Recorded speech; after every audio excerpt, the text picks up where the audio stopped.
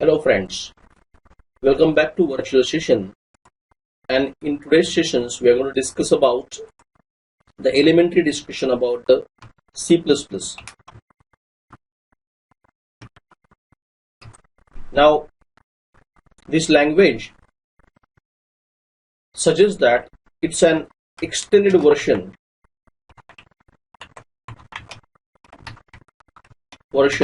of C. Up till now we had a discussion about C and we discussed the things very clear that we are not learning C, but we are learning the programming approach of C, and C provides the programming approach of structured and procedural oriented.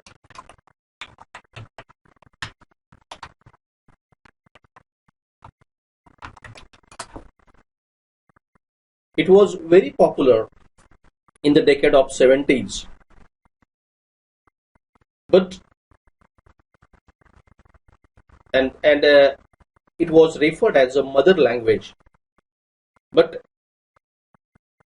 that all means like in the early 80s they found various limitations in this programming approach.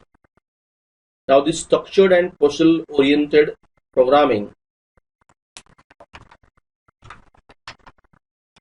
this is called as an approach, and that approach was followed by C.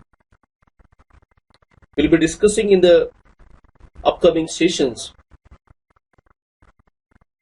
more about that structure oriented and procedure oriented programming features, right?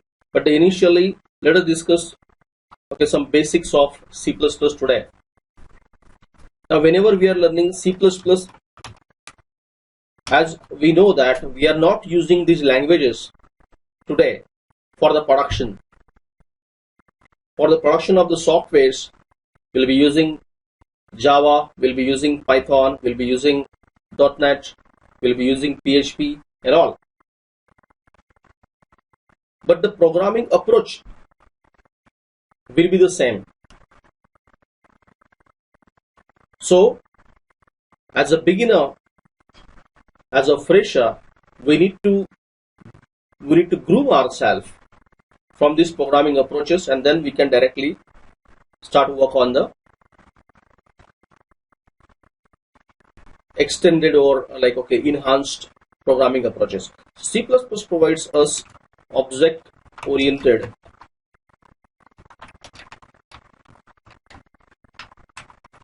programming approach or object oriented programming. Now it is a extended version, as we just recently discussed. It's a superset of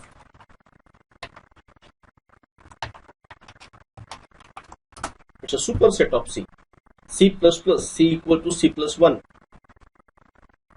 One step ahead of C, that is superset of C, right? Means like in a simple words, one can say that to overcome the limitations occurred in structured and procedural programming languages like C, right? Brojan designed this C++. C, as you know, that C is designed by C is a complete different language. C is designed by Dennis Ritchie, as you know very well.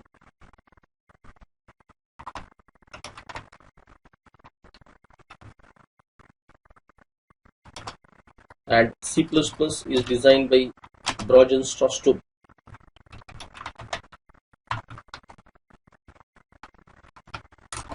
Okay. So today's session is actually related to the C++. Means by directly we are not going for the object-oriented programming, but what changes we have to do while performing coding in the C++ that we are going to discuss, right? Now, the main objective of this entire learning about the C++ is to overcome that all the limitations what we are getting in a C, and then to overcome it, we have to go with a different language called as C++ over there. Let's discuss this all the stuffs using programming over there. As you know, by writing programs, by writing code, it will make it more clear to understand the things over there. Okay, so let us say I am writing my first version of C++ now. So while writing your C++ code, my first C++ code, here in C we discuss about whenever you are writing any code, you have to include your header files like stdio, conio, and then that area, okay, that area where you are declaring your header files called as preprocessor directives area. I'll just like try to show you the division of the area.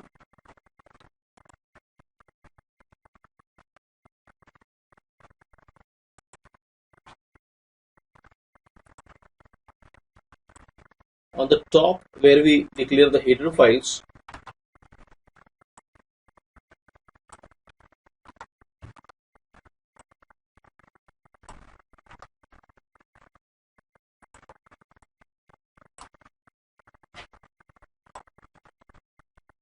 if you divide the programming areas, then this is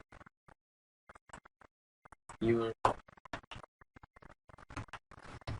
preprocessor directives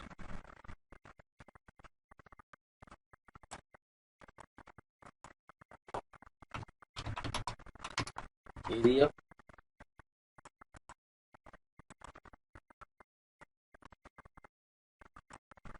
and then we have a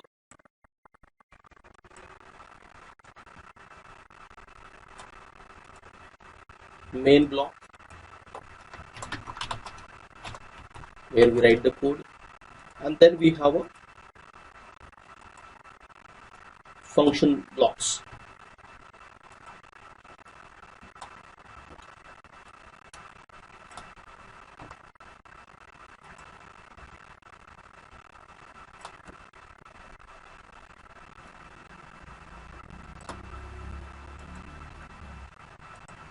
Maybe here it's a function 1, here it's a function 2,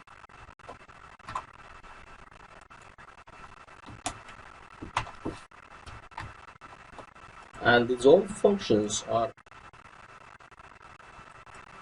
referred from the main, as you know that, and from the main, and then as you know that functions are the subprograms or the part of the programs which we are writing outside the main process, and the functionalities what we referred in the main will be referred from the preprocessor directives. So this is what actually the programming structure up till now we followed, right? These are the preprocessor directives area. Preprocessor directive area means the list of functionalities which you are defining, like a printf, scanf, clrscia, square root, absolute, or whatever, like the number of functionalities you use. So to refer that all the functionalities predefined, pre-processed directives means like you have taken that particular functions from which header file that you specified on the top, and then you referred in the main. And the user defined functionalities, the processes which you define to perform a specific task, that you define outside the main because of programming, to achieve the programming modularity, or to divide the main module into the various sub modules. You divide that all the functionalities and write it like after the main or outside the scope of a main. They're all called as functions, and then you are referring that all the functions, you're calling that all the functions from the main, and then main is a combination of predefined functions and the while defining the process you have to use predefined functions and the user defined functions. Just for your reference, you can even able to create your own header files. In the functions we already discussed, we can collect, we can cumulate that all the functions, user defined functions as well, and create your own header file. Let us understand, you can create your own header file called as sushil.h, where you can store all the functions like how to find the factorial, how to find the Fibonacci series and all, and you can refer that on the preprocessor directive area. You can say hash include sushil.h, right? And then you can even able to call those all the functions, even user defined functions also can be referred from the main. Hope you understand this thing. Preprocessor directives area is a area where you have to specify that all the header files, right? Right now we discuss about only header files, but you can in that area you can declare the global variables, you can define the macros over there. That is what the area called as preprocessor directives area. And then we have a main block where we are writing the actual code of it, right? And where by using the combination of predefined functions and the combinations of referring the user defined functions, we are defining your main process, and in this way you can write the program over there, right? Okay. Now let us switch to the simple functions, right? Here is the preprocessor directive area. Now as we are writing a C++ code, I have to replace this all the header files, because as I said, C++, though C++ is a superset of C, but it's not C, it's a different language. It is designed by different individuals, right? So it's a designed by Brogen Stottstrup. So it's not C, just try to understand, it's not a C, it's a superset of C, it's a different language, right? So we have to use iostream.h. Then I'll be discussing about, then we have to use iomanip.h, and then we have to write conio.h. Now iostream.h means it's a in C we were using stdio.h. So stdio standard input output header file, which was providing us the functionalities like a printf, scanf, right? Now in C++, iostream.h, input output stream.h, provides you two objects, cout and cin. Cout stands for console out, right? Console out, and this is the object, and it's a replacement of printf. So whenever you are trying to print something on the screen, then you have to write something like cout. Then there is an operator called as insertion operator, and then you can insert data on the screen. Cout, this is insertion operator, cout. And if you have if you declare in C++, you can declare variables anywhere else, so integer a, and then if you write cin, so it's a replacement of a scanf. In C++, there is no control string or format specifier. It's like, just understand the syntaxes of like C, we have to use %d, %s, %c, %d for integer, d for decimal, integer values. If you want to accept, or if you want to print the accepted value, the variable's value of integer type, you have to use %d, %s for the string, and %c for the characters, %f for the float and all. But these control strings we are not supposed to use in C++. We can directly refer to the variables. So the operators what is overloaded in C, this is called as insertion operator. Insertion operator, right? So it has to be used with cout, and this is called as extraction operator.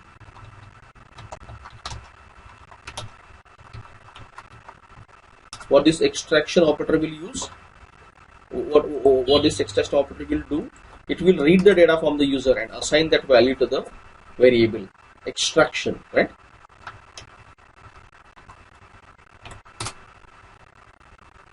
Right? And insertions means it will insert the data on the screen. Anything you can, and then as a comment, as well as you can print the value of variables. And there is one operator called as NDL. NDL is a replacement of /n, right? So /n means if you're formatting your output to go to the new line, then you have to use NDL. You can use, even as I said, you can use the entire C like operators and as it is over there. Okay, but like as I said, it's a superset. So to overcome the limitations, or not exactly the limitations, because extended versions are not provided just to overcome the limitations, but it's enhancements. Okay, to make it more friendly to some of the features will be added. Just like try and understand why the new versions will be designed, right? So to overcome the limitations, as well as to provide the more flexibility in the approach, to provide an extension, provide some extra edge over the previous technologies. So C is a prior one, and C++ is extended versions. So it obviously they enhanced the entire version number 1 features are available, and then they added the things. So C++ provides you the additive things. While coding C++, you'll find that it's easy, right? Just like just recently I discussed example, there is no format specifier required. Like a quotation, you might get the troubles in %d and then corresponding things. Okay, if you want to read the like the various values, you're not supposed to write any comment in the scanf. Okay, %d, %f, and then address of operators we are using. So these all use of address of operator while accepting the data is not used in C++, right? Format specifier not used, and then they overload the operators. I'll explain you later on. They use the cout is an object. It's not a function, right? As you know that functions will be having the parenthesis, but cout don't have the parenthesis. Cout is actually an object, belongs to post-stream class. We'll be defining it. We'll be discussing this in detail later on. But cout is an object, scene is an object, and these all objects are of the are certain classes which are defined in the iostream.h. So initially, to print something, to accept something data from the user, we have to replace that printf with the cout, console out, and you have to use the insertion operator. And if you want to accept some data, read some data, then you have to replace that scanf with cin. Cin is for the console in, and then we have to use the extraction operator over there, right? We'll be discussing in great details in the upcoming sessions, but right now let's start from the basic programming over there. Okay, IOmanip is actually input output manipulators, like it provides the NDL, get w, set w, set width, and all. It's like for formatting the output, they provide you the functionalities. Conio, as you know, console input output. So there is a for clearing screens. Okay, we are using it over right now. Okay, see the SCR function, and then just like define the same kind of program like C, but now with a replace and enhance library. iostream.h. So before doing anything else, you can clear the screen. In C++, you can declare the variables anywhere else. Just try and understand what I said. In case of C++, you can declare the variables anywhere else, wherever you are required, right? In case of C, if you are dealing with the variables, the list of the variables has to be declared only on the top. Variables cannot be declared anywhere else. Okay, all the set of variables what you are using throughout the code, it has to declare on the top only. But here in this case, it is not the case. You can declare variables whenever it is required, and then you can use it in the code over there. Let us discuss all this stuff. So first of all, void main, clear the skin. I'm just like cout, add a basic programs over there. Welcome to C++ programming. If you want to go with the NDL, you can go with NDL as a new line over there. And then if you want to accept any person's name, you declare the string variable there only, and then you prompt the user, enter your name and cin, and then you can use cout, enter your age, cin. Obviously you have to declare a variable over here, cin age, right? And then here I'm just like trying to explain you that instead of as I'm writing my first C++ code, so I'm just like how to declare the variables, how to replace printf. Okay, here I'm using cout.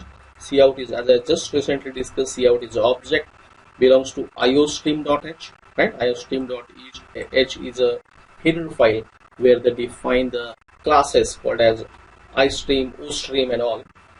So input output stream.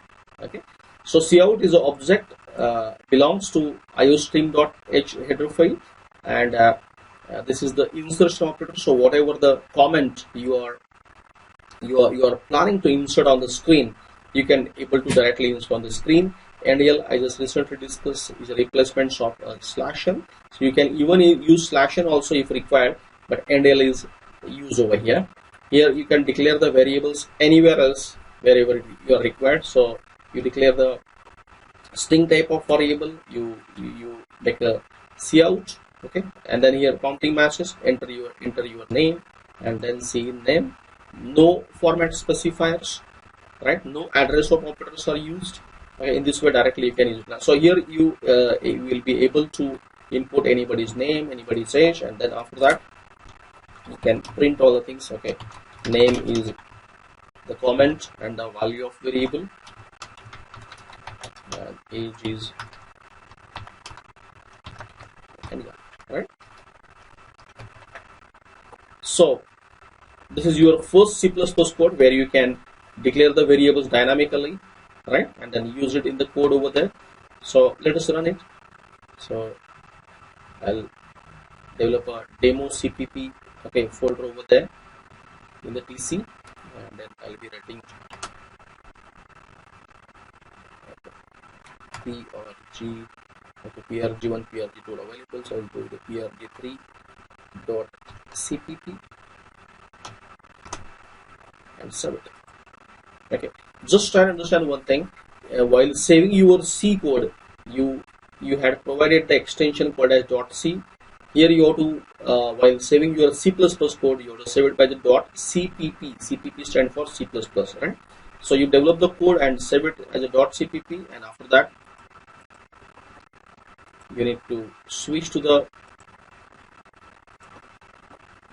compiler, C++ compiler, and load your code. Here it is.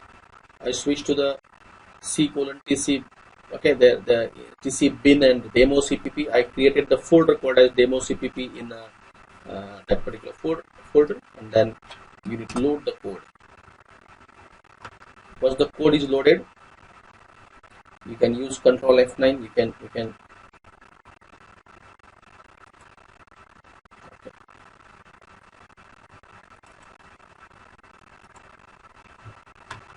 here it is. This code is successfully loaded over the compiler, and then you can use Control F9. It's a success, means that you can successfully able to run the code, and then here once you run the code, it will be prompting you enter name. If I enter anybody's name, ABC, and age is 12, right? So to go to output Alt F5, I'm getting name is ABC and age is 12. It's like the agenda of writing this code is not a big thing, okay, or perform a big thing. It's like simply how we can replace this printf scanf. This code will help us out, okay, how stdio can be replaced by iostream, how ndl and all things can be used, okay, and then for that reason iomanip.h, and then we can have a dynamic declaration of it. That is called as dynamic declaration. Dynamic declarations means there is no static declarations. All the set of variables are not supposed to declare on the top. You can declare. This is the flexibility of the code. As per requirement, I can declare the variable and I can use it over there whenever and wherever it is used. That is called the dynamic declaration of variable, and dynamic declaration of variable is allowed in C++, not in C. Right. So here I just follow the same kind of approach what we have in a C. Okay, I just clear the screen and then cout. Here I already explain you with cout. Okay, cout is an object, and with cout we are using a operator, just like okay, pair of less than. In a C we discussed that operator called as left shift operator. So this left shift operator is actually overloaded in C++. Overloaded means it is providing different functionality than the left shift. Left shift functionality is already there with the operator left shift, and then if you are using with the cout, it provides you the another additive functionality, and that additive functionality is it is working like a insertion operator. Means in C, the operator which was performing the task of a left shift operation, in C++ it will perform the operation of left shift as well as it will use as a insertion operator. This is called as overloading. You are adding the extra additive things to that particular one thing. Can be performed for one thing, can be used for many reasons. So here in C++, that left shift operator will perform the work of left shift as well as it will perform the work of a insertion operator when you use with the cout. In the similar manner, in Cin, the operator Cin is an object of which is the replacement of your scanf, right? Here we discussed that we are not supposed to use format specifier address of operator. At the same time, the operator what we are using in case of C, that operator was called as right shift operator. Now here in this case, right shift operator is actually performing the different work that is called the extraction operator. Now what do you mean by extraction? Extraction means get the input from the user, and assign it to the variable. So that entire process called as extraction. Extract, take it and assign. So just like the way scanf is used. What is the purpose of scanf? It reads the data from the user. And assign to the address of variable. In the similar manner, here there is no need of specifying the memory addresses. It reads the data from the user and assign to the address of A over there.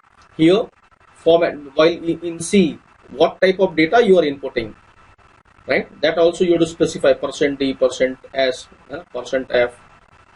So here in this case, that format specifier is also not required. You can assign, you can get the data from the user directly, and that the data inputted, okay, to the extraction operator will be assigned to the variable over there. Hope you understand this, right? Okay. So let us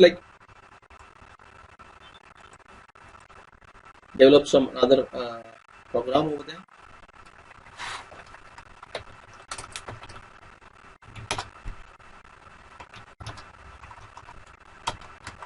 Write a program to read a number and print 10 multiples of it.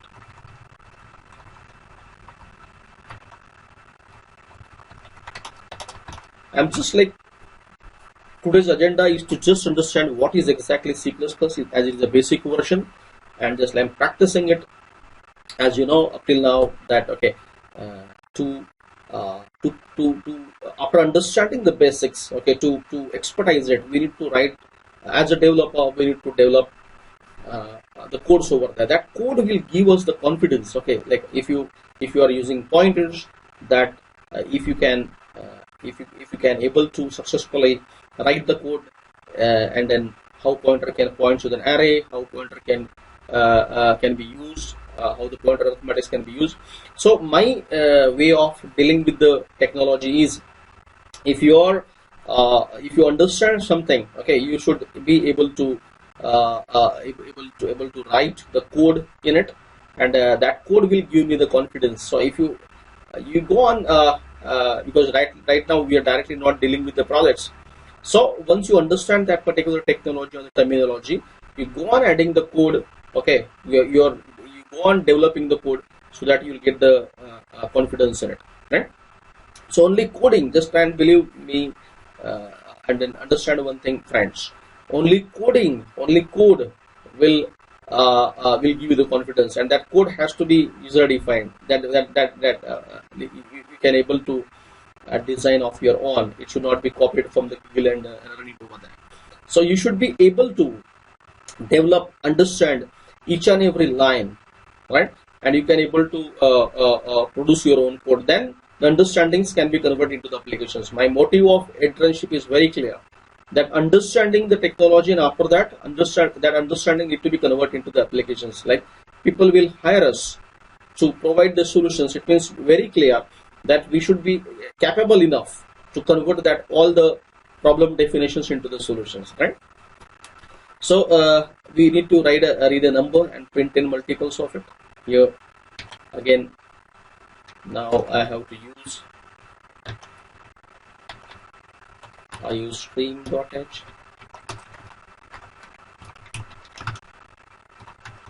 manic.h,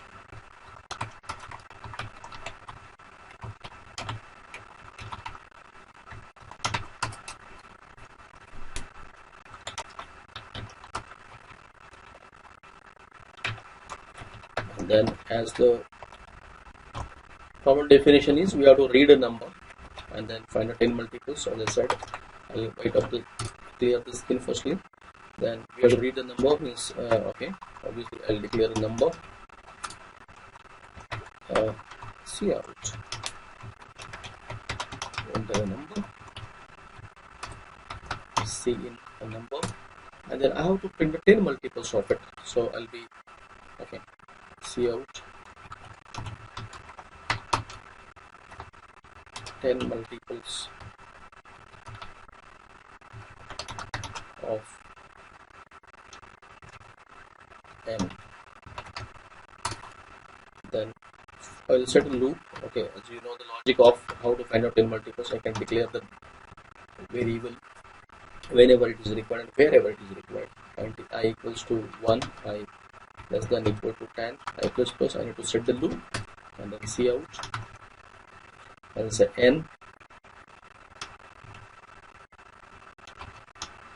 into I equals to, in the bracket, n into I and n l. So it will give me the output like, okay, 5 into 1, I is a counter. So I is gradually incrementing itself from 1 to 10 one by one, right? And in this manner, if I print the multiplication of n into 1, n into 2, I'll get the multiples of that number, inputted number, for 10 times, right? Hope you understand this logic, right? So let's run the code again, save it by PRG4. It's always better to save the code by uh, the name for which we develop the code over there. But let us understand, for the practice reasons, I am writing the sequence PRG1, PRG2, PRG3, and PRG4. Sort of, you should be whenever you are creating your own library of demonstrations, it is always better idea to store or create the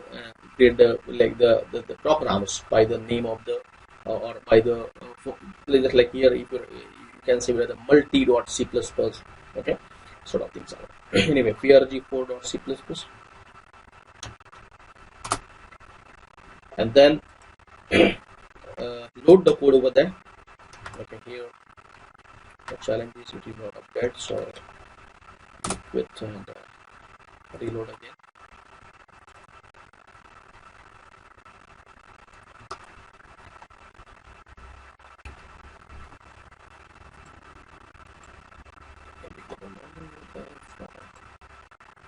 then open.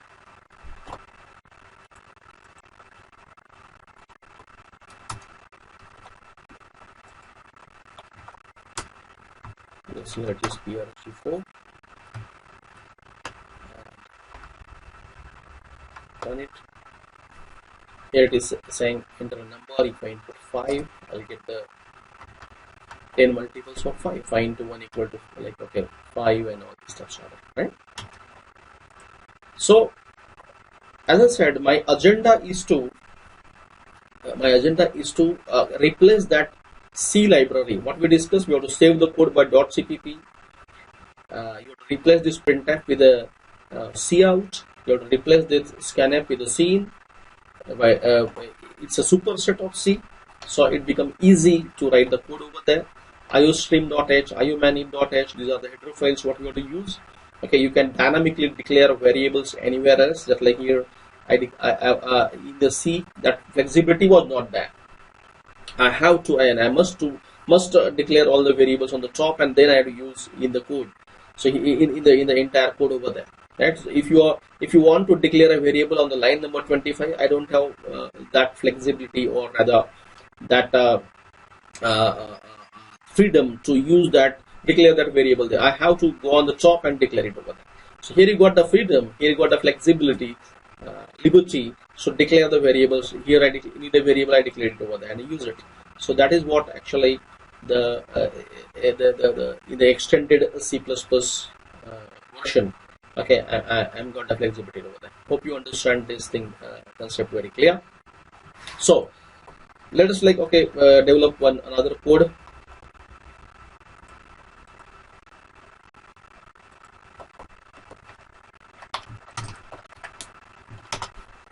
Write a program to create user-defined function for finding factorial of a number. Right? As we already used to with the C and the functions. Let us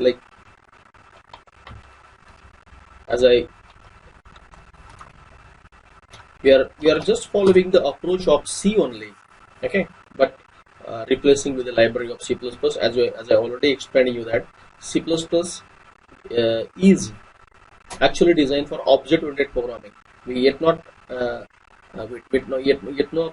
develop the code in the format of object-oriented programming, but we use the objects, okay, like the cout and cin, right? Cout and cin are not the functions; these are the objects, and objects means there has to be the classes defined. I'll be explaining these all the things in the upcoming sessions. So iostream.h,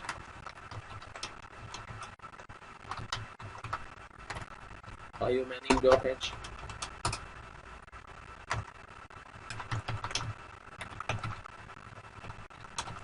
ponio.h,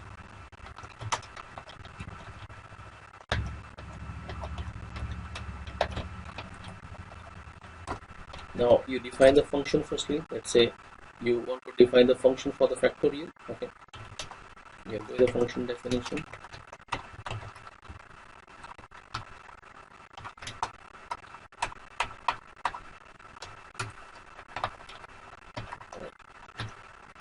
Okay, for the prototype the functions, integer, factor is the functions.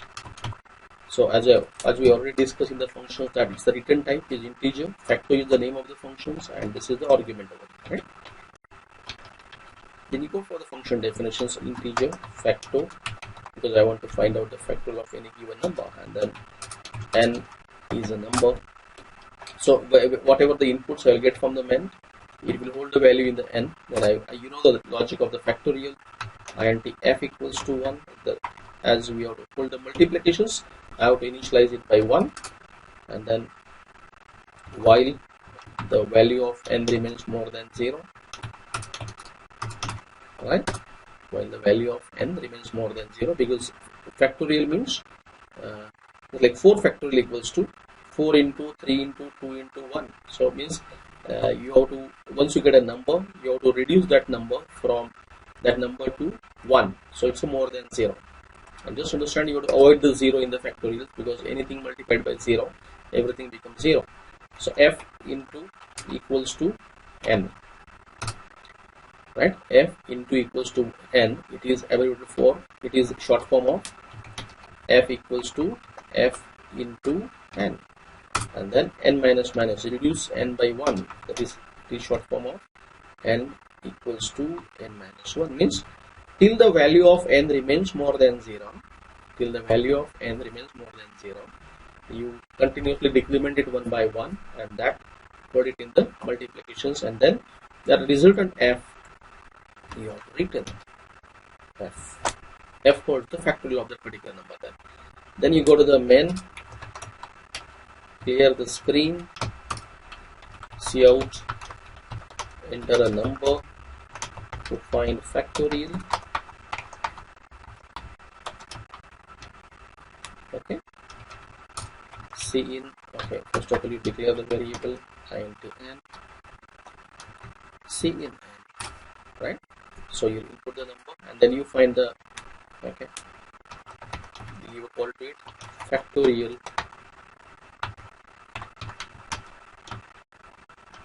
of n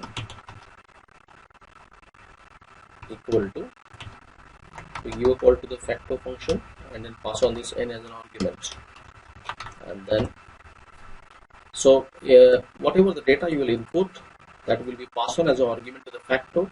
Here this n is, and this n is different, because this n having scope in main and this n having scope in factor definitions. So this n will pass on data to this local n, and then you find out the factorial of it, and the written value will be printed over here. So in this manner I can able to read any number from the user and able to find the factorial of it. Let us develop it. I'll be writing with the, as I said, prg5.cpp, and then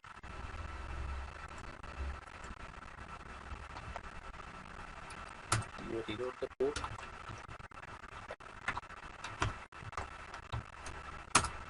yes, here it is, and run the code. Now enter a number to find the factorial. If you input 4, it should give the output 24. Just check it out. Yes, it is. Factorial of 4 equal to 24. If you run the code, factorial of 5 equals to 120. 5 into 4 into, yes, here it is. So we successfully able to develop a user-defined function using C++, where we read the data, pass on the data as an argument to the functions, and by using these functions we can able to find out the factorial of any given number and return the values over there. Hope you understand all the things.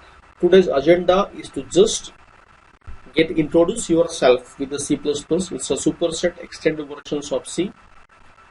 So the printf scanf can be replaced by cout chain, as well as flexibility I'm getting to declare variables anywhere else, and then rest functionality like defining functions, and then rest everything is same, the operators and everything. To add it further, the entire, if you are saving it by .cpp and if you are writing the entire code in C, you can easily able to compile. Means like entire library of C can be used in C++. The reverse is not possible.